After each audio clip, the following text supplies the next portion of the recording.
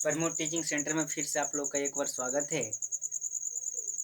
आज फिर हम रेशियो का ही पार्ट 3 लेकर के आए हैं, जिसमें आपको 8 पॉइंट हम पढ़ा दिए थे।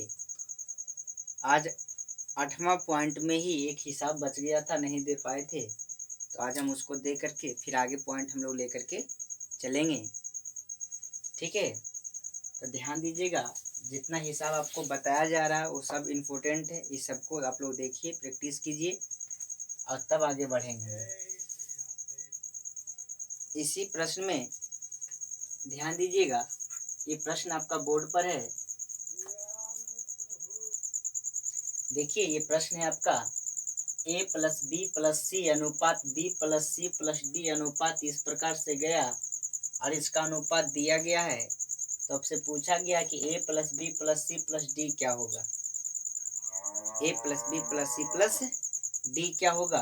तो आप लोग वीडियो को पॉज कर किए और इसको देखिए, देखेंगे इसको हम सॉल्यूशन करते हैं। एक स्टेप में सॉल्यूशन करेंगे, वही वाला नियम जो कल बताए थे आप लोग। पीछे वाला वीडियो, अगर नया बच्चे हैं तो आप मेरा पीछे वाला वीडियो देखिए, फिर ये वीडियो देखिए, तब समझ में आएगा, नहीं तो नहीं समझ में आएगा। ठीक है, कल बताए थे, कल दो दो था, a प्लस बी था, b प्लस सी था, c प्लस ए था। अब लेकिन 3-3 स्टेप आ रहा है, 4 रेशियो 1 2 3 4 रेशियो दिया है। देखिए 1 2 3 4। आप बताइएगा, इसका सम और इसका सम बताए थे ना, बराबर करेंगे। इसका योगफल और इसका योगफल बराबर करेंगे। यहाँ पे हम लोग देख रहे हैं ए 3 गो ए आ रहा, 3 गो बी आ रहा और 3 गो सी आ रहा, 3 गो डी आ रहा। ऐसे स्थिति में हम लोग 3 को कॉमन ले लेते हैं। यहाँ बचेगा a plus B plus C plus D is equal to, अब इसको ये ऐड करते हैं। 9 8 17 17 और 7 25 24 24 और 30, नहीं कितना हो गया, ये हो गया 30। ये जो निकल गया आपका 10 निकल गया। 10 क्या निकला बाबू, a plus B plus C plus D is equal to 10। अब बताइएगा, अगर a का वैल्यू चाहिए और b का भी वैल्यू चाहिए, c का भी वैल्यू चाहिए और d का भी वैल्यू चाहिए, दिया ना। a अनुपात b अनुपात c अनुपात d क्या होगा। तो यहाँ पे गौर कीजिए, अगर a plus B plus C plus D में ए बी सी का मान घटा देंगे तो डी का वैल्यू आ जाएगा क्या। अगर बी सी डी का मान घटा देंगे तो ए का वैल्यू आ जाएगा क्या। अगर ए बी डी का वैल्यू घटा देंगे तो सी का वैल्यू आ जाएगा क्या, या ए बी सी घटा देंगे तो डी का वैल्यू आ जाएगा क्या, आ जाएगा ना। तो वही काम हम लोग करते हैं। यहाँ पे अगर ए बी सी के जगह पर ए बी सी ये है ना, इसका वैल्यू कितना दिया गया है, 6। इसका वैल्यू कितना दिया गया है। अगर ए बी सी घटा दें 10 में से, क्या डी का वैल्यू आ जाएगा। तो 10 में से 6 चला जाएगा तो कितना बचेगा, 4। ये किसका वैल्यू, डी का वैल्यू। अब उसी प्रकार से अगर बी सी डी घटा दें, अगर बी सी डी घटा देंगे इसमें, तो क्या ए का वैल्यू निकल जाएगा क्या। तो बी सी डी घटाते हैं तो बी सी डी कितना दिया गया है, 7। तो 10 में से 7 चला गया, कितना बचा, 3। तो 3 किसका वैल्यू निकलेगा, ए का वैल्यू निकलेगा ना। ध्यान दीजिएगा, अगर सी डी ए घटा दें, सी डी ए अगर घटा दें तो बी का वैल्यू आ जाएगा क्या, आ जाएगा। तो सी डी ए कितना बाबू, 8 है। तो 10 में से 8 चला गया, कितना बच गया, 2। तो किसका वैल्यू, बी का वैल्यू। अब सी का वैल्यू निकालने के लिए आपको पता होना चाहिए, डी ए बी घटेगा, डी ए बी घटेगा तो डी ए बी कितना है, 9। तो 10 में से 9 चला गया, कितना बच गया, 1। यही क्या निकल गया आपका, ए बी सी डी का रेशियो निकल गया। अब इस प्रकार से प्रश्न जब भी एग्जाम में अगर उठता है तो आप लोग खुद से बना सकते हैं। अब इसी में दूसरा पॉइंट लेकर के आते हैं, वो देखेंगे कैसे रहता है। देखेंगे आप लोग भी हेडिंग डालिएगा, 9 पॉइंट में पहला हिसाब है। इस प्रकार से भी प्रश्न रहता है। इसके पहले में योगफल में था, a plus B B plus C C plus A B C, इस तरह था। लेकिन अब यहाँ पे गुणनफल में है, ए बी बी सी और सी ए, इनका अनुपात दिया गया है। 1:2:3, तो ABC का मान क्या होगा? तो ABC का मान निकालने के लिए सबसे इम्पोर्टेंट बात यह है कि इन दोनों का गुणनफल ले लीजिए, एलसीएम ले लीजिए इन तीनों का, जो इन सभी से कट जाता है। तो इन सभी से सबसे पहले क्या करेंगे, ABC यानी कितना आ जाएगा, 6 आ जाएगा। कितना आ जाएगा बाबू? देखिए डायरेक्ट विशेष नियम पर हम लोग बना रहे हैं, इसका भी बेसिक रूल होता है। तो इतना लिख सकते हैं आप लोग, AB बराबर x, फिर BC बराबर 2x, फिर CA बराबर 3x, फिर इसको दोनों तरफ सॉल्यूशन करेंगे तब जाकर के आंसर आएगा। ठीक है, लेकिन उस पर हम लोग नहीं बना रहे हैं, हम लोग शॉर्ट मेथड से ही चल रहे हैं। तो यहाँ पे क्या करेंगे, इन तीनों का एलसीएम लेंगे या गुणनफल ले लीजिए जो इन सभी से कट जाता है। ठीक है, तो 6 इन सभी से कट रहा है। अब बताइएगा, देखिए हम लोग कैसे ABC निकालते हैं डायरेक्ट वे में।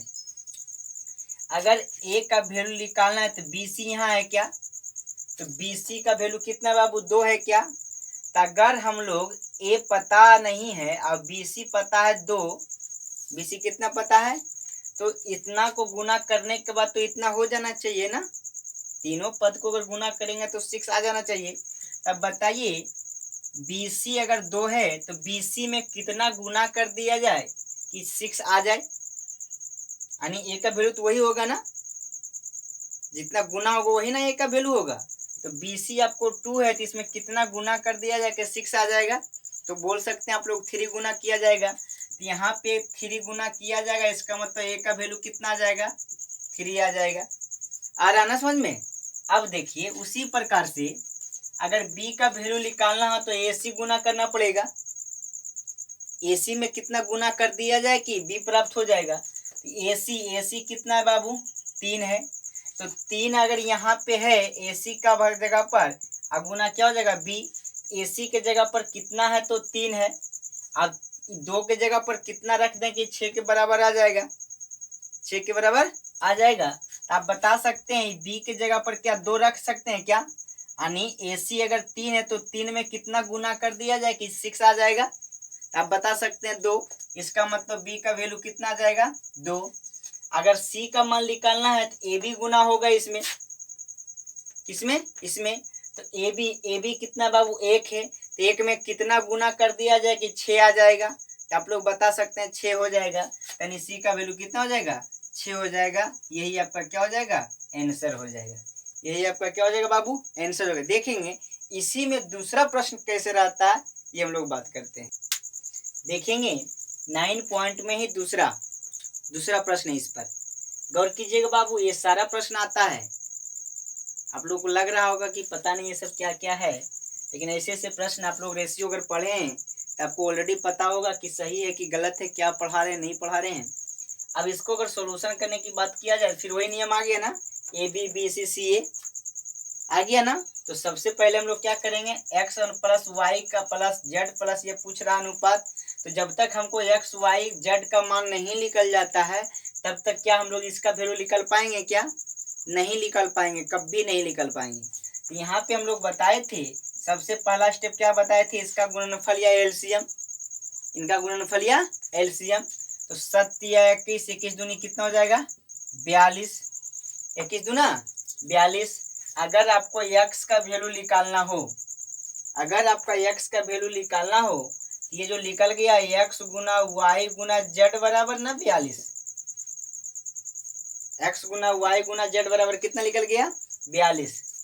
अब यहाँ पे देखेंगे अगर x का वैल्यू निकालना तो y z यहाँ पे तो ऑलरेडी होना चाहिए, तो y z का वैल्यू कितना है, 3 है, तो यहाँ 3।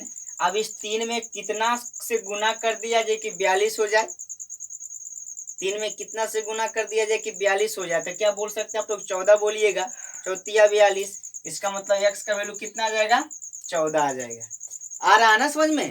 ध्यान रखिएगा, अगर आप लोग y निकालना चाहते हैं, अगर आप लोग y निकालना चाहते हैं तो zx होगा, zx ये है ना, यही है ना, zx कितना बाबू, 7 है। तो आप लोग बोल सकते हैं zx गुना y बराबर 42। तो zx अगर 7 है तो इसमें कितना y का वैल्यू धर दिया रख दिया जाए कि 42 आ जाएगा। तो बोल सकते हैं 6 7 6 का 42, तो आप लोग बोल सकते हैं 6, तो यहाँ पे कितना हो जाएगा 6। उसी प्रकार से अगर जेड का वैल्यू निकालने की बात किया जाए, तो जेड अगर निकालने की बात किया जाए तो एक्स वाई गुना होगा ना, तो एक्स वाई जेड निकालना है ना, तो एक्स वाई कितना है बाबू 2, एक्स वाई कितना है 2 है, तो 2 में कितना गुना कर दिया जाए कि 42 हो जाए, तो 21 बोल सकते हैं। यानी यहाँ पे जेड का वैल्यू कितना गया 21। तो यहाँ से अगर सिर्फ पूछा जाता कि एक्स का मान क्या होगा तो 14, वाई का मान कितना होगा तो 6 और जेड का मान कितना होगा तो 21।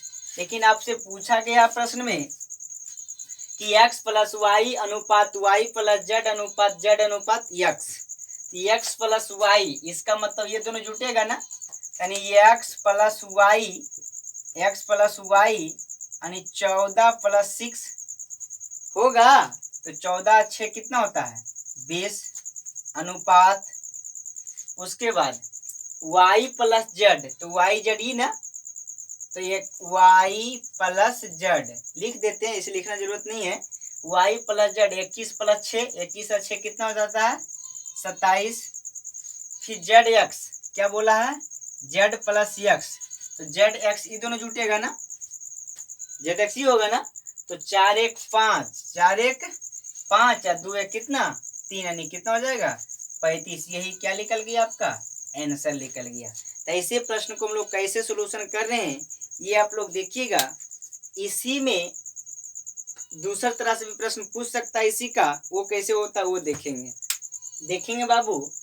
उसी का प्रश्न इस तरह से भी पूछ सकता है आपसे, वो तो पूछेगा ही पूछेगा, लेकिन यहाँ पे X Y Y Z Z X बराबर इतना, यदि X plus Y plus Z बराबर 8200 हो तो वाई का वैल्यू क्या होगा, या एक्स का वैल्यू क्या होगा, या जेड का वैल्यू क्या होगा, कुछ भी पूछ सकता है। तो सबसे पहले एक्स वाई जेड बराबर 8200 है, तो आपको एक्स वाई जेड तो पता होना चाहिए ना, तो वो कैसे होगा आपको ऑलरेडी पता है। तो यहाँ से क्या सोल्यूशन करने के लिए क्या बताए थे, अभी तुरंत बताए, सेम क्वेश्चन है, सिर्फ ये बढ़ गया ना, वहां पे था X plus Y Y plus Z Z plus X, लेकिन अब वो नहीं पूछ करके एक्स वाई जेड बराबर दे दिया योगफल, वाई का वैल्यू पूछ रहा है। तो हम लोग सबसे पहले एक्स वाई जेड का मान निकालते हैं। एक्स वाई जेड का मान निकालने के लिए सबसे बताए थे इसका गुणनफल लेंगे या एलसीएम लेंगे, तो 7 की दूनी 42, इसका जो आ जाएगा एक्स गुना वाई गुना जेड बराबर कितना आ जाएगा बाबू 42। अब ये 42 में आपको बताए थे ना, अगर एक्स का वैल्यू निकालना है तो एक्स का तो वाई जेड गुना होगा, तो वाई जेड कितना 3 है, क्या 3 है, तो 3 में कितना गुना कर दिया जाएगा 42 आएगा, तो 14 हो जाएगा एक्स का वैल्यू 14, सेम अभी निकाले है ना। अगर वाई का निकालना तो जेड एक्स गुना होगा, 7 है ना, 7 6 42 6 हो जाएगा, ध्यान रखिएगा। अब डाइट कर रहे हैं हम, बार बार लिखेंगे नहीं। अगर हम लोग जेड निकालना है तो एक्स वाई गुना होगा ना, तो एक्स वाई 2 है तो कितना गुना करना पड़ेगा 21। अब ये बताइए, यहाँ पे बताया गया है कि x plus Y plus Z बराबर 8200 है। कल आपको निश्चित का तुलना निश्चित से करने के लिए सिखाए थे क्या, अगर नहीं सिखाए सीख लीजिए। यहाँ पे X plus Y plus Z बराबर 8200 है, और यहाँ पे X plus Y plus Z बराबर कितना होगा देख लीजिए 41 होगा क्या, 6 4 10 1 11 के एक हाथ में 1 और 2 1 3 है कितना 4, तो ये फल दिया 8200, मेरे योगफल कितना है 41। निश्चित का तुलना इसी को बोला जाता है निश्चित का तुलना, जिसको निकालना है उसको गुना करेंगे। अगर एक्स निकालना तो एक्स को गुना करते, ठीक है, वाई निकालना तो वाई को गुना करते, जेड निकालना तो जेड को गुना करते। तो वाई निकालना है ना, तो कितना गुना 6 से गुना, 41 दूनी 82 200 और 200 छक्का 6 दूनी 1200, यानी कितना हो जाएगा 1200। ऐसे भी प्रश्न यहाँ से उठ सकता है। चलिए एक्स का वैल्यू कैसे निकालेंगे, तो 14 से गुना करेंगे, जेड का वैल्यू निकालना तो 21 से गुना करेंगे, ठीक है। इस प्रकार के प्रश्न रहता है, और इसी में हम लोग नेक्स्ट क्वेश्चन लेकर के आते हैं। ध्यान दीजिएगा, ये प्रश्न आपका किताब में मिल जाएगा, RS अग्रवाल का थर्ड राइटर में भी ये हिसाब है, और ये हिसाब कई बार एग्जाम में पूछा गया है, कई बार एग्जाम में हर एक बुक में ये हिसाब मिलेगा। RS अग्रवाल का तीनों राइटर का बुक निकाल लीजिए, first writer second writer third writer, Mahesh Mishra हो जाए सगीर अहमद हो जाए, किसी में भी देखिएगा तो ये हिसाब मिलेगा आपको, बहुत अच्छा हिसाब है। इसको अगर बनाने की बात किया जाए, बोला गया है 4x² माइनस 3y² अनुपात 2x² प्लस 5y², बराबर 12:19, तो x अनुपात y क्या होगा, x अनुपात y क्या होगा। तो यहाँ पे देखेंगे ये आपके ऊपर डिपेंड करता है कि कितना फास्ट सोल्यूशन कर सकते हैं आप लोग, नहीं तो इसका सोल्यूशन थोड़ा सा लंबा होता है, ज़्यादा लंबा नहीं होता है। चलिए हम लोग सोल्यूशन करते हैं इसको। इतना बटे इतना लिख सकते हैं क्या, 4x² - 3y² बटे लिख सकते हैं 2x² + 5y² बराबर 12/19 होगा। अगर आप डायरेक्ट करना चाहते हैं तो कर सकते हैं, 19 इसके साथ भी गुना होगा, 19 इसके साथ भी गुना होगा, 12 इसके साथ भी गुना होगा, 12 इसके साथ भी गुना होगा ना। तो जाति जाति की तरफ घटता है, x x की तरफ, y y की तरफ। अगर एक स्टेप हम बढ़ेंगे तो बढ़ जाते हैं।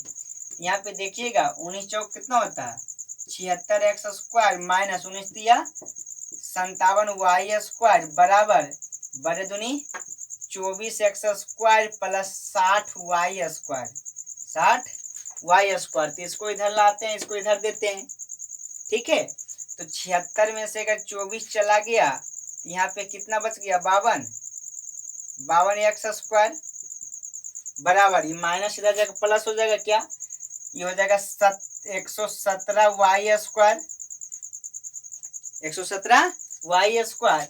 हो जाएगा x² बटे y²। अगर y इसके नीचे जाएगा तो इसका मान इसके नीचे जाएगा, तो 117 बटे कितना हो जाएगा, 52, 117 बटा 52। यहाँ पे काट सकते हैं, 13 से कटेगा, 13 चौका 52, 13 17 से। अब x बटे y अगर वैल्यू इधर स्क्वायर तो इधर रूट लगेगा क्या, अगर इधर रूट लगाते हैं आप लोग तो 9/4 यानी बोल सकते हैं 3/2, 3/2। यही आपका क्या निकल गया, x y का मान निकल गया। या अनुपात में पूछता है तो 3:2 बोलिएगा, और y और z अनुपात पूछेगा तो 2:3 बोलिएगा। कभी कभी पूछता कुछ है, ऑप्शन दोनों ले लेता है, 3:2 भी 2:3 भी पूछा गया है कि y अनुपात x क्या होगा, तो यहाँ पे होगा 2:3। लेकिन बच्चा नीचे नहीं देख करके डायरेक्ट मारता है 3:2, यहाँ पे क्या हो जाता है, गलत हो जाता है आंसर। इसको आप लोग देख लीजिएगा, उसके बाद मारने का। अब इसी में दूसरा प्रश्न यहाँ पे देखेंगे बाबू, इस प्रश्न में बहुत इंपॉर्टेंट प्रश्न ये भी है, x³ - y³ अनुपात x² + xy + y² बराबर 5:1। फिर दूसरा दिया है x² - y² अनुपात x - y बराबर 7:1। तो x अनुपात y क्या होगा, x अनुपात y क्या होगा। यहाँ पे आप लोग बनाने का कोशिश कीजिए, वीडियो को रोकिए और इसको बनाने का कोशिश कीजिए। चलिए हम बनाते हैं इसको। बाबू इतना को तो आप लोग लिख सकते हैं x³ - y³ बटे x² + xy + y² बराबर 5/1 लिख सकते हैं ना। अगर आप लोग लिख सकते हैं तो यहाँ पे ये फॉर्मूला अलजेब्रा का है, आप लोग नोट कर लीजिएगा कि a³ - b³ बराबर फॉर्मूला होता है a minus b into a² plus ab plus b²। ये फार्मूला होता है, ठीक है, इसको याद रखेंगे आप लोग।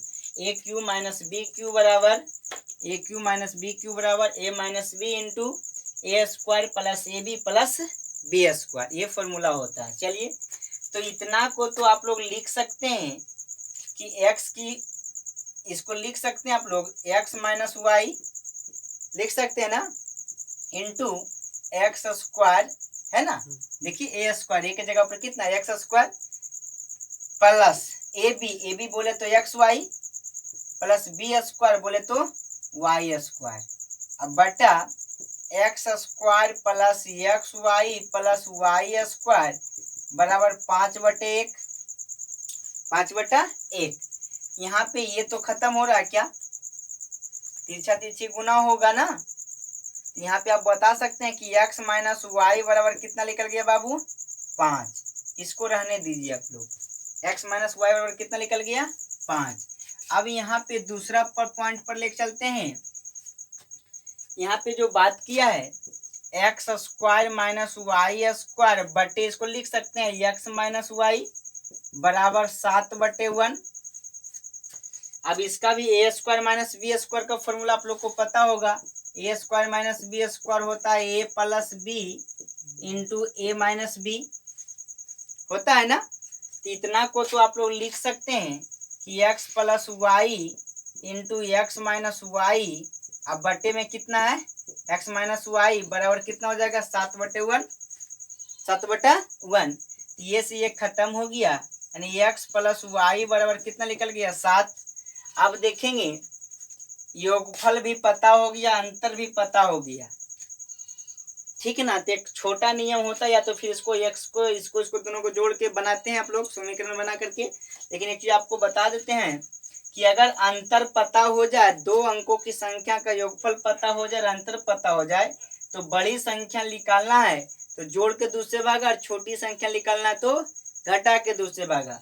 अगर यहाँ पे x का वैल्यू निकालना है तो x बड़ा है ना y से, क्योंकि y में माइनस लग चुका है, तो माइनस अगर है तो वो छोटा होता है। तो x निकालना है तो दोनों को जोड़ के दूसरे भागा, 7 और 5 12, 12/2, 12/2 यानी कितना निकल गया 6 निकल गया क्या।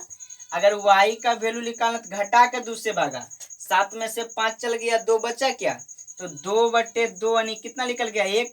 तो x का वैल्यू 6 और y का वैल्यू 1, यानी आपका जो आंसर आने वाला है 6 अनुपात कितना 1। ये ना पूछा आपसे x अनुपात y क्या होगा। ऐसे प्रश्न को देखिए, इसी प्रकार से आप लोग हल करने की काम कीजिए।